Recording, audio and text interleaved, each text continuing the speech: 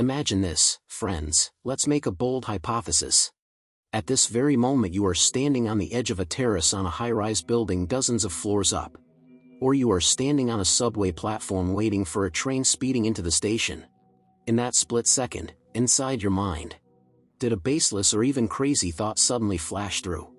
To jump down, or to push the person in front of you down? That thought comes so clearly and so violently.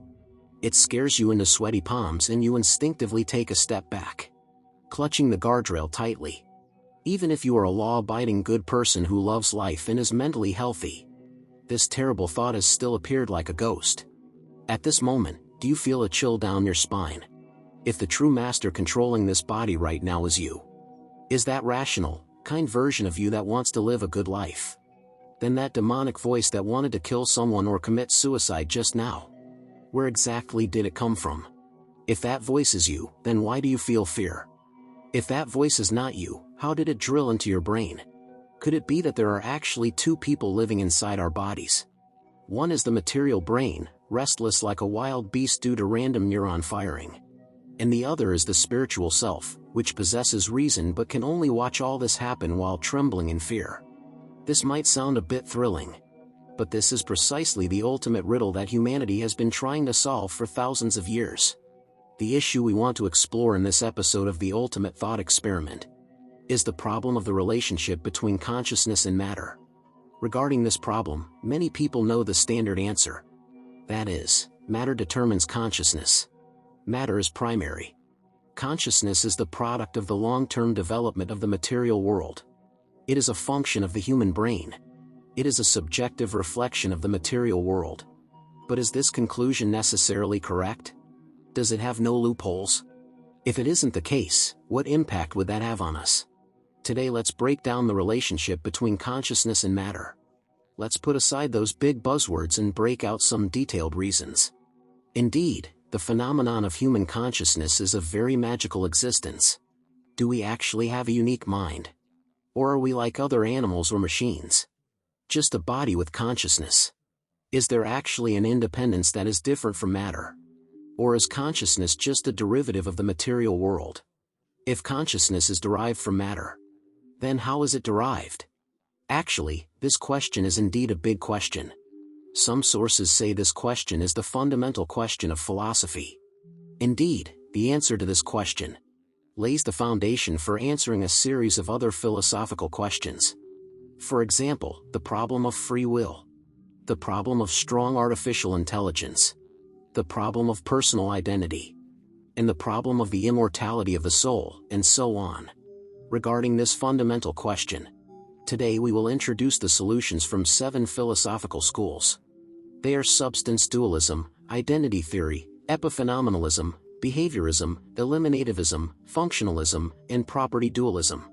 Of course, since there are relatively many schools to introduce, so this episode will be about an hour long. However, even so, for this fundamental philosophical question, today's short 1-hour program is definitely not exhaustive. First, let's welcome the representative of substance dualism, Descartes.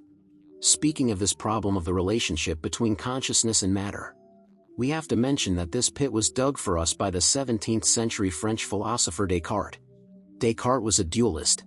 On one hand, he believed that matter is an independent substance. On the other hand, he believed that the spirit is also a substance independent of matter. In the meaning of this substance, we can simply understand it as an independent, self-existing, essential thing. It can exist independently without relying on other things. So the two substances of matter and spirit are in a relationship where they are mutually independent and do not interfere with each other. That is why we call this view dualism. We have to say, Descartes was first and foremost a materialist. He was, after all, a mathematician and a physicist. He wasn't like some gurus who only talked about mystical things all day long, like souls or destiny. Descartes was scientific.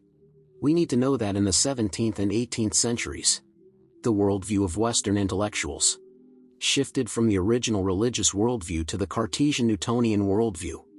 This worldview means complying with Newtonian mechanics. To put it plainly, it is a mechanistic worldview. Simply put, there is nothing mysterious in this world. Everything in the world is basic particles in basic motion under basic forces. This worldview is very materialistic. This was Descartes' worldview at the time. This materialistic worldview was very popular in the intellectual circles of the time. If you didn't talk about mechanism or materialism in your social circle, and still talked about Plato's ideas or Aristotle's forms, it would feel like your village hadn't been connected to the internet yet. Descartes' mechanistic worldview could not only explain objects like stones, clouds, and tables. Descartes also believed there was nothing mysterious about the human body. The human body is a machine. At most, it is just a complex machine. Our bones, blood vessels, and meridians are all equivalent to the parts of this machine. These are all consistent with materialism. But here comes the problem. Although materialism can explain everything in the world, and can even explain the human body, Descartes believed that there was one thing that materialism could not explain. And that is human mental phenomena, which is human consciousness. Why can't materialism explain mental phenomena? The reasons Descartes gave are quite similar to the reasons given in current debates in the field of artificial intelligence. He asked, can we imagine that we build a complex machine? Can it simulate consciousness like a human?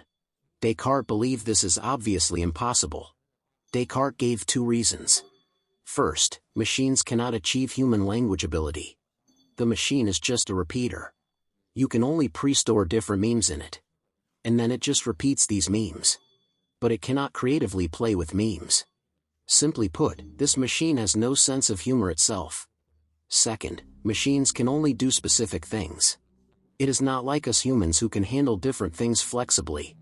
This AlphaGo can only play Go but cannot clean the house, let alone tell jokes. So machines cannot simulate human consciousness. Therefore, materialism cannot explain the phenomenon of consciousness. Of course, you might think that computer science in Descartes' time had not yet developed, and his argument was a bit rough. Don't worry, Descartes has another ace argument. That is, cogito, ergo sum, I think, therefore I am.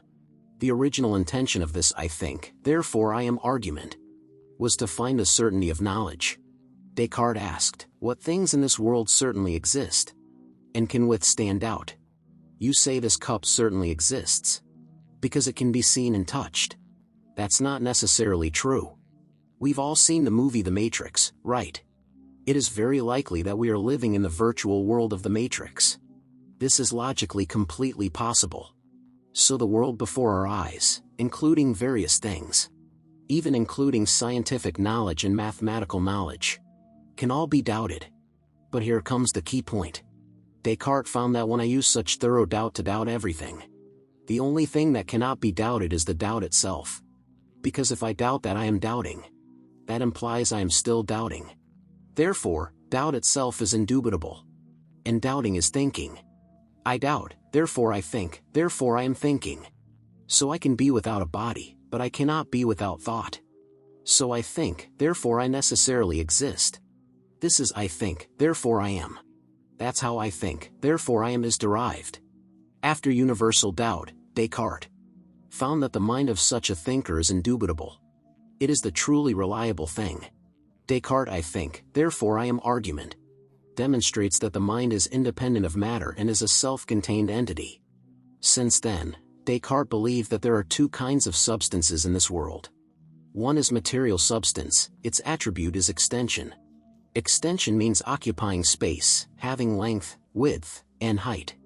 Simply put, it means it can be seen and touched. The other substance is the mental substance, it has no extension.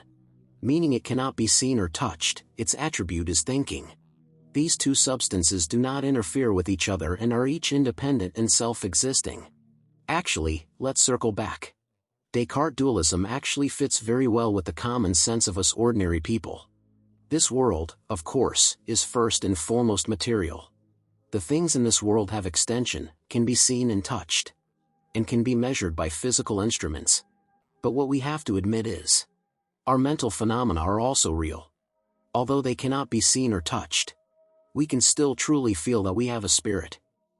For example, when we fall in love, we question the other person, do you love my soul or do you just crave my body? This shows that our common sense is Cartesian, We think that spirit is different from matter. Or even that spirit is higher than matter. We hope that the other person loves me because I am well-read and talented. Or have an interesting soul. Rather than falling for my body. Or falling for the more than 10,000 bitcoins in my account. Okay, that is a simple introduction to Descartes dualism. So after introducing dualism, let's introduce the criticisms of dualism. This fundamental philosophical question, in fact, scholars of different schools argue quite fiercely. So today we will introduce both the pros and cons for everyone to discuss. Descartes dualism. Seems very perfect. Matter belongs to matter, spirit belongs to spirit. The two do not interfere with each other. But this peaceful situation where well water does not intrude into river water encountered a bug in one thing. This thing is the human being. We humans have both a material body and a spiritual consciousness. The problem is, how do these two things interact? For example, you are holding your phone watching our video program. This is a physical event. But this physical event triggers a mental state for you. That is, after watching this program, you feel happy in your heart. Then this mental state triggers the next mental state. That is, you want to like this program and subscribe to this channel. Then this mental state triggers the next physical event. That is, you really moved your finger to like and subscribe. The problem lies in these two steps. How can a physical event trigger a mental state? And how can a mental state trigger a physical event? You must know that in the physical world, the law of conservation of mass energy must be followed. That is to say, the causal relationship in this physical world must be closed within the physical world. It must be something that can be seen and touched. That can trigger the movement of another thing that can be seen and touched. You say an invisible and intangible mental state triggered the movement of visible and tangible matter. For a scientist like Descartes, are you casting magic spells here? Actually, the difficult problem of mind-body interaction appeared when Descartes was still alive.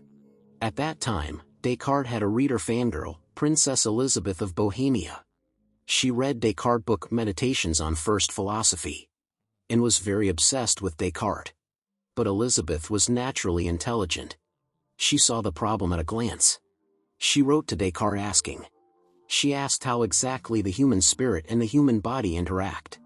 After receiving the letter, Descartes discovered, oh, I, a philosopher, have a female fan. And a princess at that, let's have a private chat. So Descartes wrote back to answer this question. At first, Descartes answered that the influence of the mind on the body is similar to the influence of gravity on an object. Descartes' answer in this period was quite watery, using some physics terms popular at the time to bluff. But Princess Elizabeth was no ignorant young girl. She certainly didn't buy it. Descartes saw, oops, this female fan is not easy to fool. Later he answered that the interaction between spirit and matter takes place in a place called the pineal gland in the human brain. Descartes even drew a diagram himself, saying that inside this pineal gland, material things can be converted into spiritual things, and spiritual things converted into material things. But this answer is still a bluff. You say this pineal gland is the place where matter and spirit convert into each other. Then how exactly do they convert? And is the pineal gland itself material or spiritual? This is the huge pit that Descartes dug for later philosophers, which is the so-called mind-body problem. That is, how our mind, this spiritual existence, interacts with the body, this material existence. It can be said that the development of philosophy of mind in the future is to a large extent filling this pit dug by Descartes. That is, answering Princess Elizabeth's question to Descartes. Actually, this mind-body problem, fundamentally, is what we call the question of what consciousness exactly is, and the question of the relationship between consciousness and matter. The reason why the problem of mind-body interaction arises is fundamentally because Descartes insisted on a kind of dualism. He insisted on separating consciousness and matter into two different entities to solve the difficult problem of mind-body interaction. Later philosophers generally believe that we must abandon dualism. We must return to monism. Before Descartes, monism was mostly idealistic. That is, through something like Plato's ideas or the Christian God, matter and spirit were unified nicely. But after Descartes, it was the world after the scientific revolution. Few intellectuals were willing to take the path of idealism anymore. Current mainstream scientists and philosophers follow materialism, or use a more common term in academia called physicalism. And physicalism is what we usually call materialism, a version that combines the development of modern natural science. Physicalism simply says that the things that truly exist in this world are all clearly describable by natural science based on physics, including physics, chemistry, biology, and other natural sciences. Apart from this, things that physics cannot explain do not truly exist. So if human consciousness phenomena are described using physicalism, it is nothing more than scientific language like brain nerves, molecules, atoms, etc., that can describe it clearly. At most, add a quantum to it. Apart from this, don't do any mysterious tricks. This is physicalism. Okay, so the next question is, since philosophers and scientists who adhere to physicalism claim that matter determines consciousness, then they have to face this difficult problem. That is, how is consciousness, this mental state, derived from material things? What is the mechanism of this derivation? Next, we will introduce several theories from the physicalist camp. Let's see how they fill the pit dug by Descartes. Let's first introduce a solution within materialism. That is epiphenomenalism. Before explaining what epiphenomenalism is, let's clarify. As mentioned before, for physicalists to solve the problem of mind-body interaction actually means explaining what consciousness is, or explaining what exactly our human mental state is. But since you are in this materialist camp, when you use materialism to explain human mental states, you must explain it under the premise of following the following two tenets. Otherwise, you are not a materialist. These two tenets are: first, observe the closure of physical causality. You can't cast spells from a distance here. Second, observe that matter determines consciousness. That is to say, consciousness is a product derived from matter. That is, use the scientific language of physicalism to describe human consciousness phenomena. And don't talk about mysterious tricks. Under the premise of observing these tenets, the homework materialism needs to do is how to use the language of physicalism. That is, use scientific language to explain human mental states. To resolve this mental state, this thing that sounds a bit mysterious, using the language of physicalism. Okay, so the answer given by epiphenomenalists to what a mental state is that a mental state is an epiphenomenon of matter in motion. What is an epiphenomenon? It is a byproduct. Like the smoke produced by a train, the shadow left by a billiard ball rolling across a table, or the squeaking sound made by new shoes.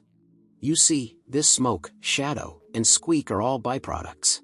Byproducts play no role in the operation of the system. They are just accompanying products. For example, you are watching this show, Shadow Mythos. This is a physical event. Then your heart feels very comfortable and happy. Then your brain spawns the intention to like and subscribe. Then you move your hand and really like and subscribe. Then these square boxes are physical events. And these round boxes are mental states. What really happens in this world are only the physical events in the square boxes. And the mental states in the round boxes are just byproducts. The square box triggered the round box, but the round box stops there. The round box will not trigger subsequent events. So the event of you liking and subscribing to the program Shadow Mythos, the correct way to describe it is that you saw this video. This triggered your brain activity. And this brain activity triggered your action of liking and subscribing. These are all transmission relationships between physical events. Your feeling of joy inside, your intention to like and subscribe. These mental states are just byproducts. Byproducts will not trigger the next event. You see, this epiphenomenalism solution avoids the special power style remote spellcasting that breaks the closure of physical causality, and also abides by the tenet that matter determines consciousness. This epiphenomenalism, plainly speaking, means your consciousness phenomena are all useless mental pollution. You think your constant reflection and imagination have an impact on your real life. No, they don't. It's not that you first think in your head how I should live, and then you live according to your thoughts. Ask yourselves, where does so much reflection come from in your life? You get up every morning, eat, go to work to slack off, get off work, fall in love, have children. Aren't you just living according to the inertia of life? You let your imagination run wild all day. Compared to a robot that doesn't think about anything all day. Just eats and drinks and doesn't take anything to heart. In reality, there is no substantive difference in life. The only difference between you and that robot is that your brain has produced some extra mental pollution. This is epiphenomenalism. To summarize simply, human mental states are byproducts of matter in motion. But they themselves do not trigger new events. Okay, after introducing epiphenomenalism, let's introduce the criticisms of it. The first criticism of epiphenomenalism is that this is too counterintuitive. What do you mean mental states are just byproducts? Mental states cannot trigger the next event. For example, you like this video. What we intuitively feel. Is that because we are very happy inside, this mental state triggered the action of liking. For another example, you have a girlfriend who treats you well. She cooks you a fragrant dinner every day after you get off work. You epiphenomenalist insist that she treats you well not because of her inner love for you. You insist on viewing your girlfriend as a robot. Then this relationship can't go on. Of course, if you think this criticism appealing merely to common sense is not strong enough. There is another criticism from the perspective of evolutionary theory. That is, epiphenomenalism violates the principle of parsimony in natural selection. Over millions of years, nature has allowed us to evolve a brain trait capable of producing mental states. You epiphenomenalists actually say these psychological states are useless.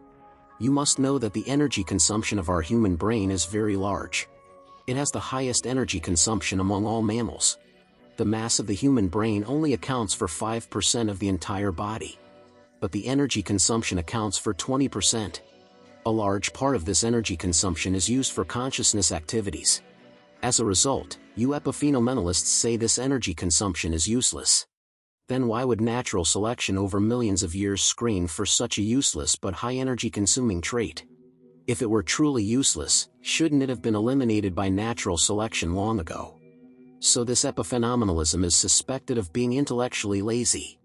It just adopts a very simple and crude way to fill the pit dug by Descartes.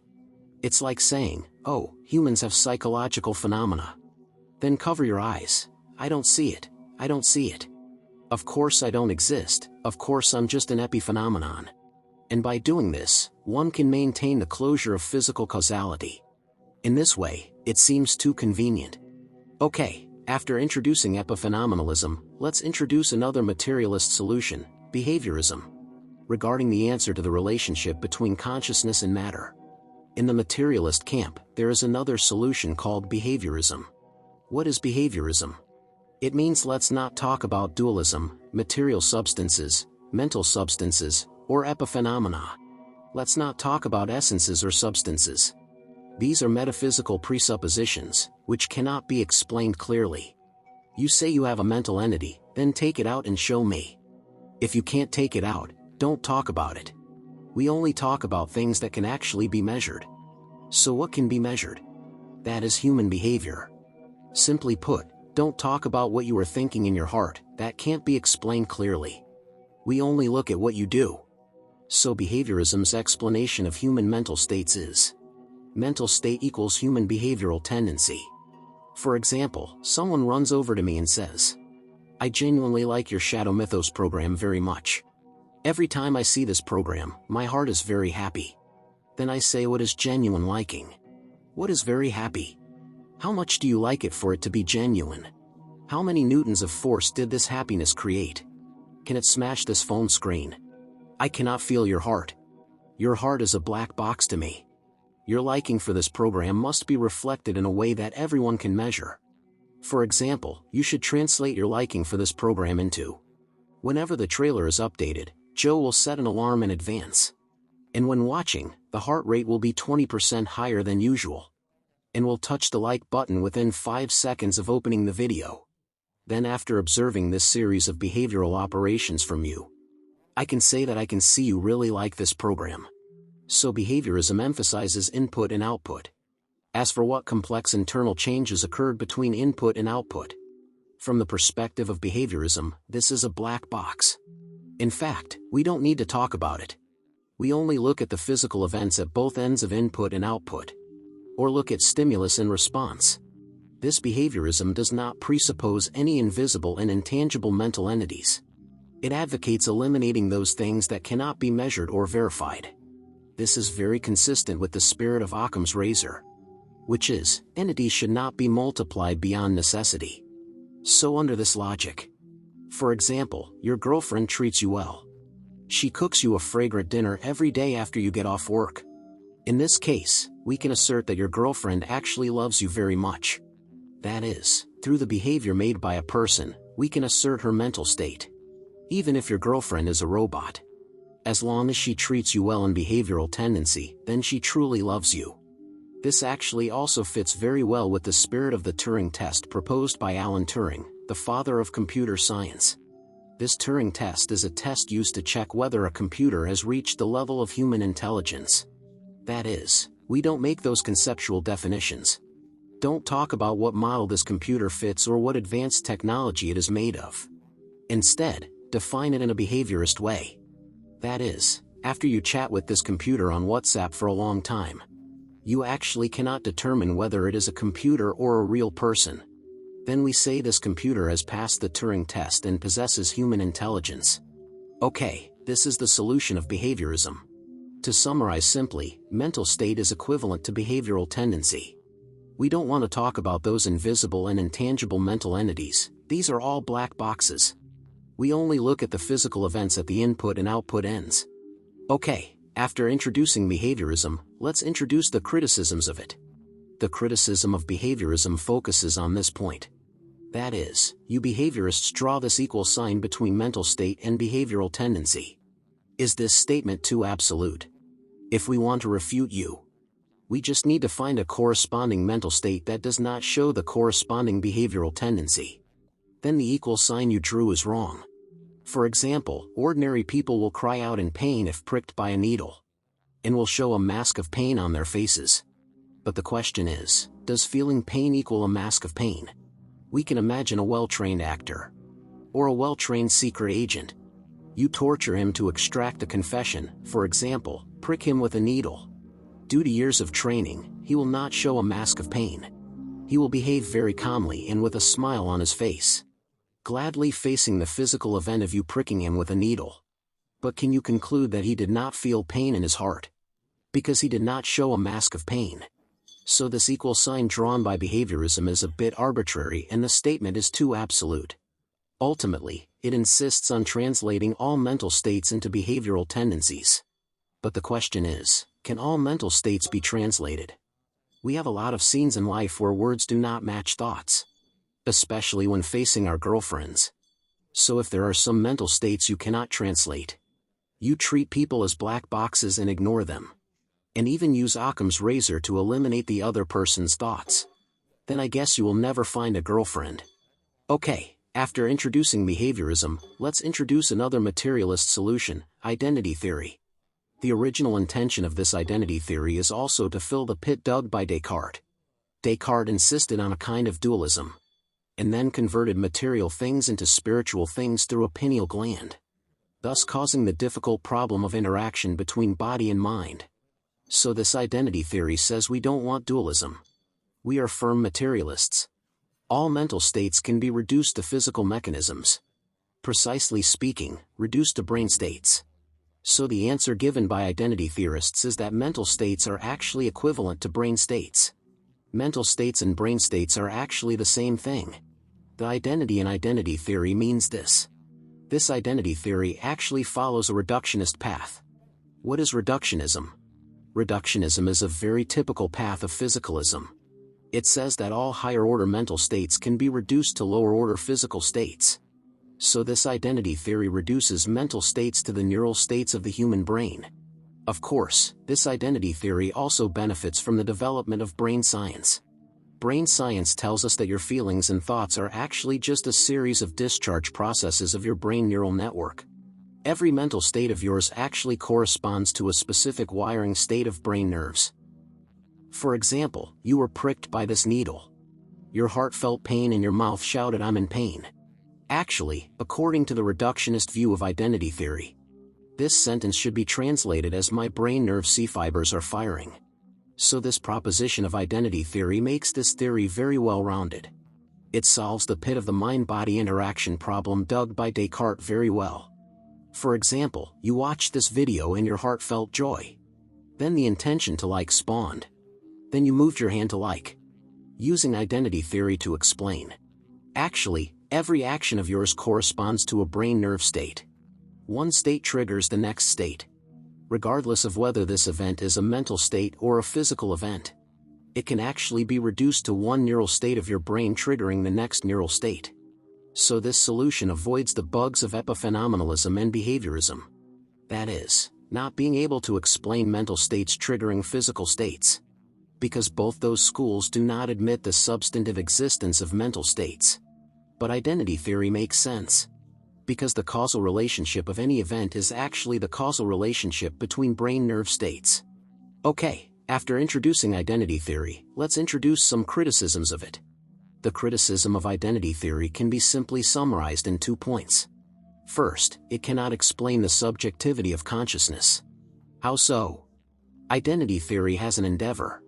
That is to translate all mental states into brain states that can be studied through a third-person perspective. Because the natural science of physicalism stresses the third person. Which is what we usually call objectivity. But can this translation completely explain human mental states? It misses an important feature of human consciousness. That is, consciousness possesses subjectivity. That is, each of us can intuitively experience from a first-person perspective that we ourselves have consciousness and feelings. This subjective feeling is sometimes hard to explain clearly in language. For example, the subjective experience of pain. You translate it into a description of a state in the third person. Translate it into see nerve fibers are firing. This doesn't have that flavor anymore, it loses many important features of consciousness. So this theory is incomplete. The philosopher Thomas Nagel created a thought experiment to refute this reductionist physicalism. He asked, what is it like to be a bat? We know that bats perceive the outside world through sonar echolocation. Bats emit rapid high-frequency screeches and then perceive direction through echoes. Of course, as a scientist, you can dissect a bat and study the sonar system on its body. Figure out every detail of the bat's physical structure. But the question is, even if you study the bat's physical structure clearly, do you dare to say that you have felt the experience of being a bat? You most likely cannot feel it at all. So Nagel believes that mental states are not completely equivalent to brain states, and identity theory is incomplete. The second criticism of identity theory is, identity theory equates mental states with human brain states. This is a kind of carbon chauvinism. What does this mean? It means that only the carbon-based material of the human brain can produce corresponding mental states. Is identity theory being too decisive in saying this? Could it be that if it's not the carbon-based material of the human brain, mental states won't be produced? Philosopher Hilary Putnam used artificial intelligence to make a point. He said that although currently we technically cannot build a computer that has a mind completely like a human, but in theory, it can be done. So let me ask, if there is such a supercomputer that also has emotions and feelings. It says it feels pain. But can we say that there are no see nerve fibers on this computer? So the pain shown by this artificial intelligence is not pain. Simply put, the place where ordinary people want to attack identity theory is. Identity theory bind mental states tightly to human brain states. As if only the carbon-based noggin of the human brain can produce mental states. That statement is too absolute and arbitrary. Mental states can completely be realized by things other than the human brain. Of course, this involves the so-called problem of multiple realizability. We will introduce this again when discussing functionalism. Okay, after introducing the materialist identity theory, let's introduce the materialist solution eliminativism. Regarding the relationship between consciousness and matter. This eliminativism can also be considered a hardline physicalism. It can be said to be an upgraded version or even a radical version of the identity theory we just introduced. The common ground between eliminativism and identity theory is that when we talk, we use the language of brain science. Don't say you are in pain, but say see nerve fibers are firing. Eliminativism sounds no different from identity theory. There is still a difference. Identity theory admits that there are mental states. It's just that identity theory advocates reductionism, reducing all mental states to the physical activities of brain nerves. That is, reducing everyday vocabulary like pain, feeling, belief, desire, and self to physical activities of brain nerves. But eliminativism believes that there are fundamentally no such mental states as pain, feeling, belief, desire, and self mentioned in these everyday languages. The mental states described by these everyday languages are all illusions. And these illusions do not correspond to any underlying brain nerve states at all. They are just products of folk psychology. What is folk psychology? Folk psychology is what we just mentioned. It is the vocabulary that we ordinary people use in everyday language to describe mental states. For example, belief, memory, desire, self, reason. But eliminativists ask, are these sayings of ordinary people scientific? What is belief? What is self? Can you see these things if you dig open the brain? Eliminativists believe that the vast majority of statements in folk psychology are illusions. They are just products of not learning scientific knowledge well. What is this like? It's like in the past era when which doctors were popular. At that time, people explained illness as demon possession. But later with the development of science, we now know that human illness is caused by bacteria and viruses. So in the eyes of modern people, the explanation of demon possession is obviously an illusion. Similarly, those feelings, beliefs, desires, self. These statements of folk psychology, like the witch doctors equating illness with demon possession back then, are obviously also just illusions. Eliminativists believe that the reason why there is a lot of confusion, bugs, and endless debates over pseudo-problems in philosophy of mind is because you always use the false vocabulary of folk psychology to talk. So the solution given by eliminativism is that mental states do not equal anything. The mental states people usually talk about are just illusions caused by folk psychology. They do not truly exist at all. Therefore, the proposition of eliminativism is to eliminate the various states of the mind, these products of folk psychology. This is what the so-called eliminativism means. When ordinary people chat about these things with folk psychology, we won't say anything. But when philosophers and scientists engage in serious discussion, they should not use these terms from common sense psychology. Instead, they need to use scientific terms like neurons, axons, dendrites, and neurotransmitters. If so, then the pits dug by Descartes, including mind-body interaction and the hard problem of consciousness, can all be solved philosophically. This is the solution of eliminativism. Okay, after introducing the solution of eliminativism, let's talk about the criticisms of eliminativism. The first criticism of eliminativism stands from the perspective of defending common sense psychology.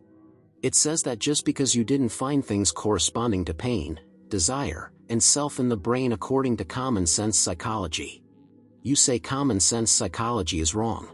If this is the case, we can use an analogy. Let's say physics, besides scientific physics, also as folk physics or common sense physics. Scientific physics is what we learned in textbooks like Newtonian physics, relativity, quantum mechanics. The concepts used inside are basic forces, quarks, quantum superposition states, gravitational fields, etc. But we ordinary people don't chat about these concepts of scientific physics in daily life. Instead, we chat about concepts of common sense physics. What are concepts of common sense physics? For example, we would say this thing is very big, or it is hard, or it is soft. Or say this thing breaks easily, or that thing is a bit soft. Or we would say this meat tastes a bit tough, chewy/dry, right? We often say this, or say this fruit tastes a bit mealy. You see, these are actually concepts of common sense physics that we ordinary people use.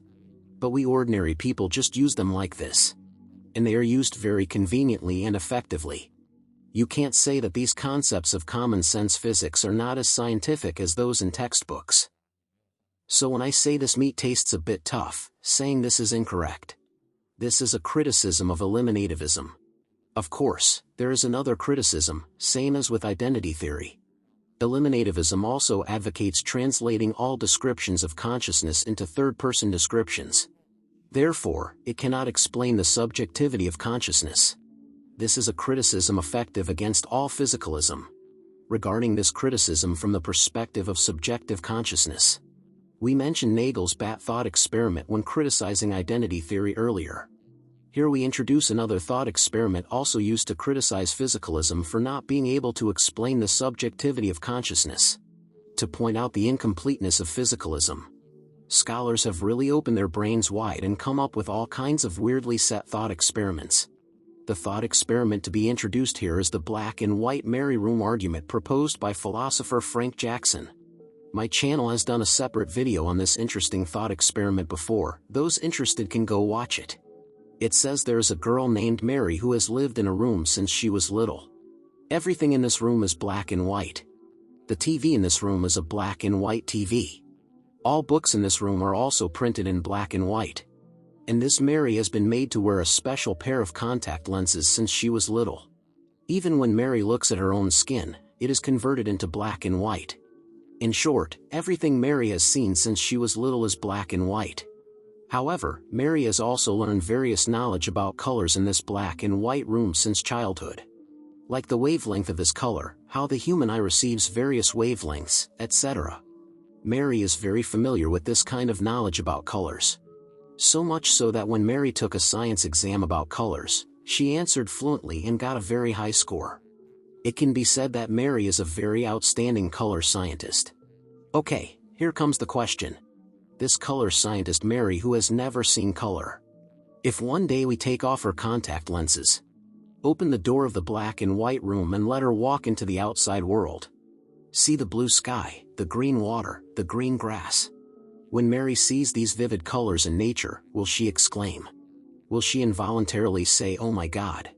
As long as Mary says "oh," then physicalism is incomplete. Why say so? Think about it. If the third-person description of physicalism is complete, then the reaction of Mary as a color scientist should be, "Hi, these colors, I learned them all in textbooks since I was little." It feels like the attitude a PhD student should have when seeing a primary school student's exam paper, calm. Then why would she exclaim? As long as she exclaims, it shows that your third-person description of physicalism, no matter how detailed and scientific the description is, it has not completely explained the experience of consciousness. Because the important feature of consciousness lies in its subjectivity, which cannot be explained clearly by the third-person description of physicalism. Of course, there are many more thought experiments attacking physicalism. We will introduce them later. Okay, after introducing eliminativism, let's introduce another solution to the relationship between consciousness and matter, functionalism. Speaking of functionalism, it can be said that this theory is currently a mainstream theory in the philosophy of mind. Of course, my saying this might be a bit simple and crude, because the current philosophy of mind is also constantly debating and developing. Functionalism now also has many developments and variants. Here we just simply introduce a typical functionalist stance. So how does functionalism respond to the problem of the relationship between consciousness and matter? The solution given by functionalism, as the name suggests, is functional state. Mental state equals functional state. What does this mean? We say consciousness is derived from matter, so how is it derived? The typical physicalist answer, like identity theory, says consciousness is the function of the human brain, it is the state of the brain. Then the problem comes. When we introduced identity theory earlier, we also pointed out this criticism. Is it necessary to have a carbon-based noggin like the human brain to produce consciousness? Would changing the material not work? Identity theory definitely thinks it won't work, it must be the human brain material. But functionalism would say, to realize a function, the material used at the bottom layer can be a multiple choice. Consciousness and matter are not in this tightly bound relationship. Human consciousness is actually a functional state. To realize this functional state, it doesn't necessarily have to be the carbon-based noggin of the human brain. Other materials, after appropriate assembly and permutation, can also realize the function of consciousness. This is actually equivalent to, if you want to realize the function of chewing things. Regardless of whether it's porcelain dentures or metal dentures, don't they work the same? This is the multiple realizability or mechanism independence that functionalism emphasizes. Actually, the rapid development of functionalism in the 20th century benefited from the development of another discipline. That is computer science. Computers provided a very good reference object for us to examine human consciousness problems and the mind-body relationship. Think about it, computers are divided into hardware materials and software programs. Then the relationship between our human body and mind is just like the relationship between computer hardware and software. Okay, let's go back to the concept of multiple realizability just mentioned. We think, does this computer satisfy multiple realizability? To realize a certain specific program, it doesn't necessarily have to be realized by the currently common transistor material CPU. We think, the history of computer development has also gone through different hardware materials. The earliest computer was designed by Charles Babbage. We call it the Babbage engine, analytical engine. Babbage's hardware was composed of things like brass gears, cylinders, control levers, and various mechanical gadgets. If this Babbage engine is assembled perfectly, it can completely execute the programs that today's computers can execute. For example, playing a game of PUBG. Of course, this Babbage engine that can play PUBG might be super gigantic in volume. But theoretically, it can play a game of PUBG. So saying this, we can update the formula of functionalism. Mental state equals function. Then if we hold a machine functionalism stance that views the human mind as a computer program, mental state actually equals program. Our consciousness is equivalent to a computer program. And our body, including the brain, is equivalent to computer hardware. Although the program that realizes human consciousness must rely on material hardware. Using the terminology of philosophy of mind, consciousness supervenes on matter. That is to say, if there is no underlying matter, then consciousness vanishes. But the relationship between consciousness and matter is not tightly bound but multiply realizable. Just like the same software can run on different hardware. So human consciousness doesn't necessarily have to be realized by a carbon-based human brain. A very precisely manufactured machine can theoretically realize human intelligence.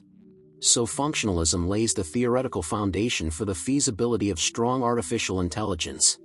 What is strong artificial intelligence? Simply understood, it is artificial intelligence that has reached the level of human intelligence, actually AI that has passed the Turing test. In addition, functionalism also lays the theoretical possibility for mind uploading. Right, the same software can run on different hardware. It's impossible that on this computer playing PUBG, the AK-47 shoots bullets from the barrel when the trigger is pulled. But after changing to another computer, this AK-47 shoots bullets from the stock. That's impossible, right? Software, your program, has the same function no matter which hardware it runs on. So if that's the case, for example, you are already in your 70s, feeling your body aging day by day. But you can undergo a consciousness uploading surgery. Extract your own consciousness and download it into a younger body. Your perception, memory, desires, these software are still the same as before. Your life experience continues on new hardware. In this sense, you can completely achieve immortality through consciousness uploading. Of course, this achieving immortality might be a bit sci-fi, just a theoretical possibility. In short, the keyword of functionalism is multiple realizability. Consciousness is equivalent to software programs and the brain is equivalent to hardware. Although consciousness supervenes on matter, human consciousness is multiply realizable. Okay, after simply introducing functionalism, let's introduce the criticisms of functionalism. The criticism of functionalism focuses on this point. That is, functionalism emphasize that mind equals function. Then critics use the same routine, saying, did you functionalists speak too absolutely again? As long as the corresponding function is realized, it is considered to have a mental state. Then critics will look for counterexamples. That is, realizing a certain functional state but without any mental state. The criticism stemming from this point is actually a criticism of strong artificial intelligence. That is to say, even a supercomputer can realize various functions. But it does not have a mental state like a human. Regarding the criticism of this strong artificial intelligence, there is a relatively famous thought experiment. That is the Chinese room thought experiment. Its proposer is the American philosopher John Searle. For an American who speaks English, this Chinese is completely gibberish and completely unintelligible. If you lock an American who doesn't understand Chinese at all in a small dark room, Outside, a group of Chinese people communicate with the American inside by sliding notes under the door crack. Of course, the American inside cannot understand the Chinese characters on the notes at all. Inside this small dark room, there is a large basket of notes with Chinese characters already written on them. And these notes have all been numbered. And inside this room, there is also a big rule book written in English. What rules are written in this rule book? For example, if Chinese characters number 1437 plus number 2486 plus number 94 plus number 532 are slid in from outside, then slide back the Chinese characters combined like this. For example, Chinese character number 325 plus number 2144 plus number 1828, something like that. So this situation is actually, the Chinese people outside slide in this note. It says, "Please tell a joke." Then after a while, a note is slid out from inside saying, "I remember a weatherman named Xiao Wang who made an elephant angry again." The Chinese people outside see this. Wow, he understands, the person inside has a good sense of humor. Then after a good while, a note is slid in from outside. Writing Goli Gua Jiaxing Ce, classic poem line, "I will give my life to the country regardless of fortune or misfortune." Then a note is slid out from inside writing Qi In Huofu by Chu Ji, the answering line of the poem.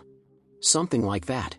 Anyway, after a good while, the Chinese people outside conclude, the person inside is definitely someone who understands Chinese. But what is the actual situation? The American inside doesn't understand Chinese at all. He is just combining notes mindlessly according to the rules of the rulebook. Then Searle said, "Isn't this the situation of artificial intelligence that has passed the so-called Turing test?" The American inside is equivalent to an artificial intelligence. The Chinese people outside chatting with him is equivalent to the Turing test. Then the people outside mistakenly think the person inside understands Chinese. Doesn't this equate to mistakenly thinking that a supercomputer showing various functional states has a mind like a human? However, the computer is just processing syntax rules. It does not truly possess a mental state like a human. Because it does not understand meaning, semantics. Just like the American inside does not truly understand Chinese. This is Searle's criticism of functionalism. Searle himself opposes multiple realizability. He holds a stance of so-called biological naturalism, saying that the underlying mechanism of this unique mental phenomenon of humans is a biological attribute of the human brain. It must be generated by the carbon-based human noggin to have that flavor. Even if you build an artificial intelligence that can pass the Turing test, but it can only process syntax rules but cannot understand meaning. This is roughly equivalent to what those audiophiles say about audio equipment powered by hydroelectricity versus thermal electricity. The sound quality heard has a different flavor. That's roughly the meaning. Okay, this is the criticism of functionalism. That is, being in a certain functional state but not corresponding to any mental state. Okay, after introducing functionalism and its criticisms, let's introduce property dualism. Regarding the relationship between consciousness and matter, or the mind-body problem. We mentioned before that the one who dug the pit earliest was Descartes in the 17th century. The solution he gave was a dualist solution. According to textbook accounts, this is a solution that mixes idealism and materialism. Eventually, it will tilt towards idealism. Entering the 20th century, the mainstream solutions given by the philosophy of mind are all biased towards physicalism. Including the epiphenomenalism, behaviorism, identity theory, eliminativism, and functionalism we introduced earlier, they are all biased towards physicalism. Few scholars in the academic world now retreat to the stance of idealism. However, the reason why this mind-body problem is still an endlessly debated issue today shows that this consciousness problem is not a simple scientific problem.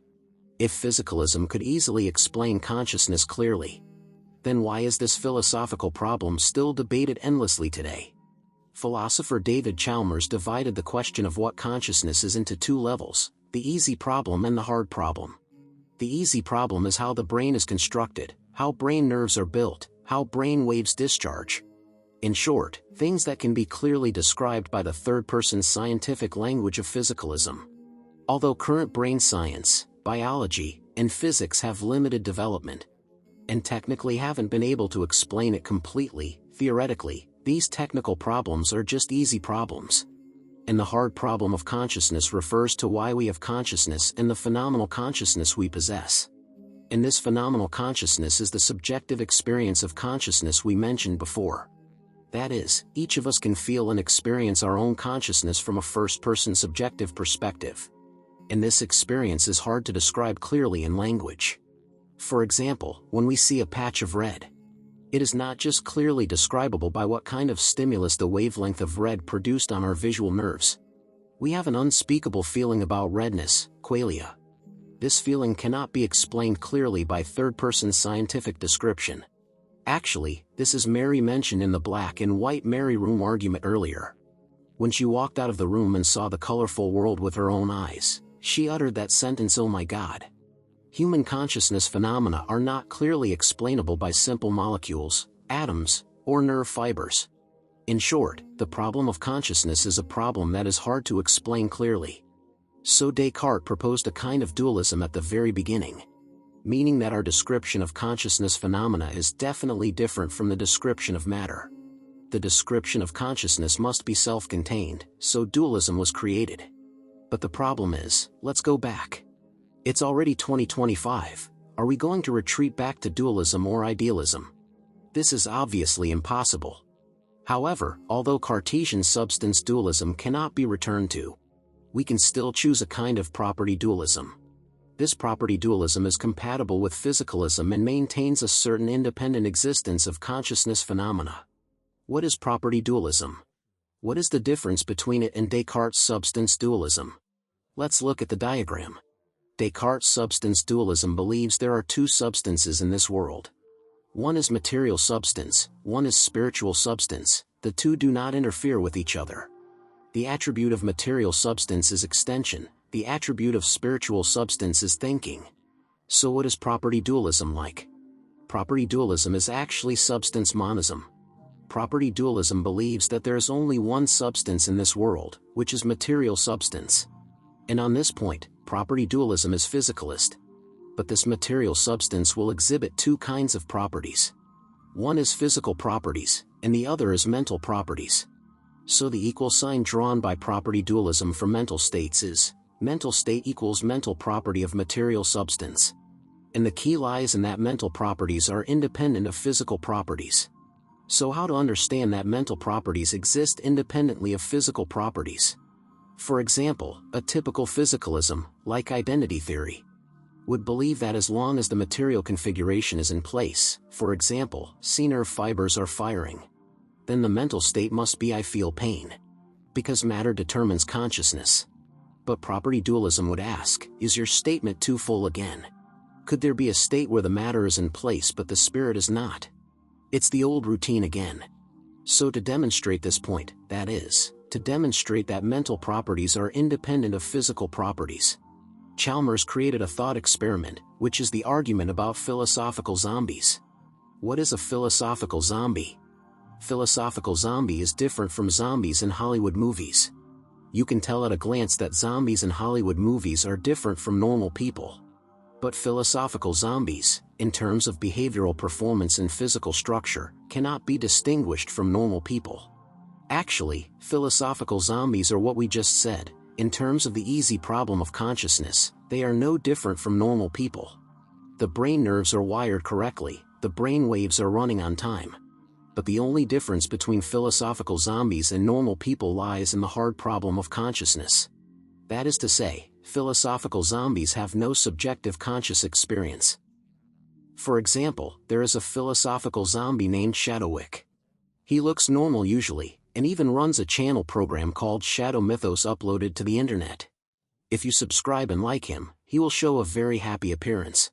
But he does not truly feel happy deep inside. He just acts like he is very happy. Actually, deep inside, he has no feelings. You run over and ask him, Shadowwick, are you a philosophical zombie? He will definitely show a denial. But do you say this is him intentionally trying to deceive you? Does he have any unspeakable conspiracy? No, he doesn't even have consciousness. Where would the deception or conspiracy you think of come from? So Chalmers asks at this time, is this philosophical zombie with no conscious experience but a physical structure identical to a normal person? Logically conceivable without falling into contradiction. Okay, since it is logically conceivable, then it is possibly existent. Then as long as it is possibly existent, then physicalism speaking so absolutely, saying as long as matter is in place, spirit will be in place, is wrong. Therefore, mental properties are independent of physical properties. Proof complete. Actually, property dualism and functionalism also have countless links. We mentioned when introducing functionalism that the mind as software supervenes on the human brain as hardware. But the relationship between them is not bound but multiply realizable. Then property dualists will further say on this basis. The human mind, this mental property, supervenes on physical properties. But mental properties are irreducible to physical properties. You see, reduce again, a typical common vocabulary of physicalism. But property dualists will refuse to use this word. Let's use computers to make a point again.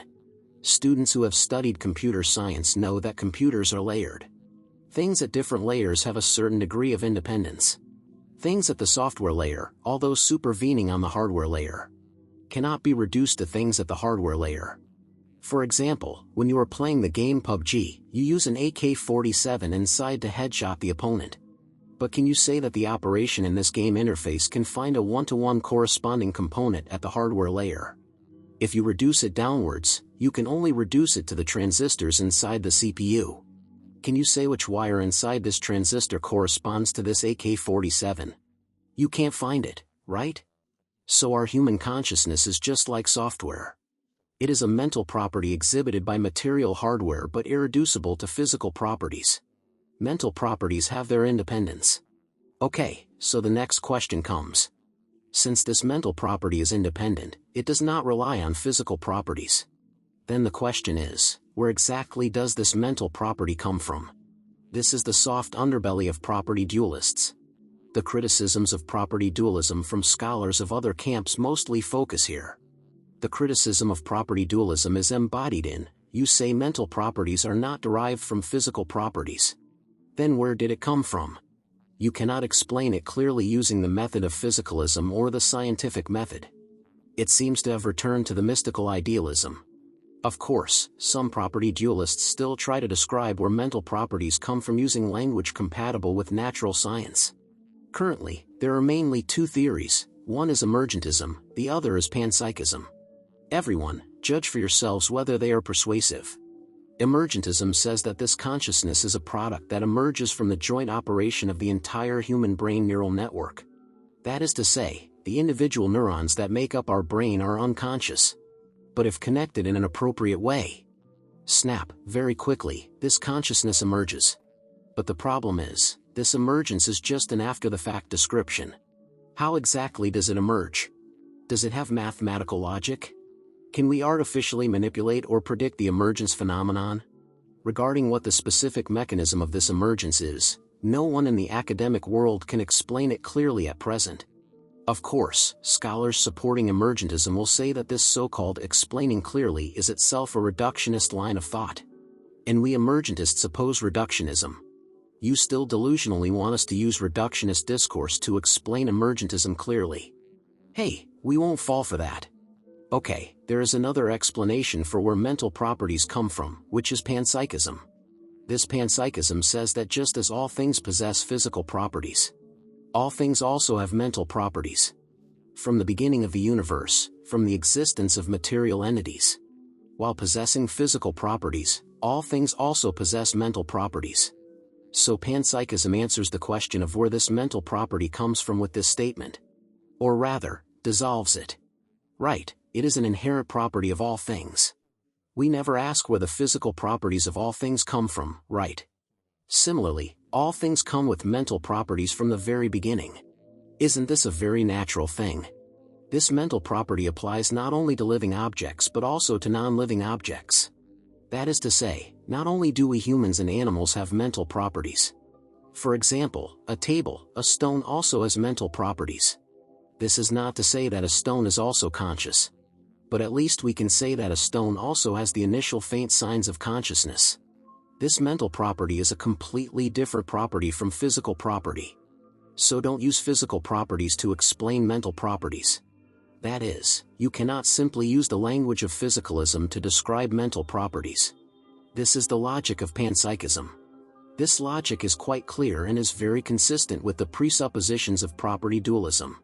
But its problem lies in that it is too incompatible with the scientific worldview of physicalism. Therefore, it is still the same problem, it just can't be explained clearly. Okay, this is the introduction to property dualism. To summarize simply, this property dualism believes that mental state equals the mental property of material substance. In this way, it opens up a certain space for the independent existence of the mind. But its problem lies in that although this property dualism tries hard to be compatible with physicalism, it always has some vague idealistic factors in it. Therefore, it still has a bit of the meaning of Descartes dualism, casting spells from a distance. Okay, this is the solution of property dualism. Regarding the relationship between consciousness and matter, or the mind-body problem, we introduced 7 solutions today. They are substance dualism, which claims that mental state is an independently existing substance. The second solution is epiphenomenalism, which claims that mental state is an epiphenomenon of matter in motion. The third solution is behaviorism, which claims to translate mental states into behavioral tendencies. The fourth solution is identity theory, which claims to reduce mental states to brain activities. The fifth solution is eliminativism, which claims to eliminate mental states, these illusions caused by folk psychology. The sixth solution is functionalism, which claims to view mental states as multiply realizable functional states or programs. The seventh solution is property dualism, which claims that mental states are mental properties of material substances and are irreducible to physical properties. Of the 7 solutions to the problem of consciousness and matter introduced today, which one do you agree with more?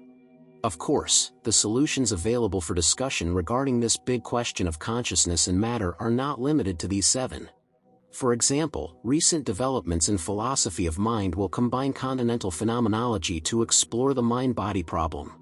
Others will combine Eastern philosophies such as Chinese and Indian philosophy to explore the mind-body problem. Of course, these will not be elaborated on in our program of limited length today. At the beginning, we also said that this fundamental philosophical question basically involves all philosophical schools. The solutions introduced today are only for friends to criticize and discuss.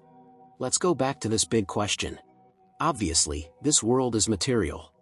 These materials can be clearly described by serious and perfect modern science. They are nothing more than basic particles in basic motion under basic forces. But at the same time, we can also feel that we have minds. We can feel that our hearts have feelings. When we appreciate a beautiful painting. When we recall our childhood. When we fall in love with someone inextricably.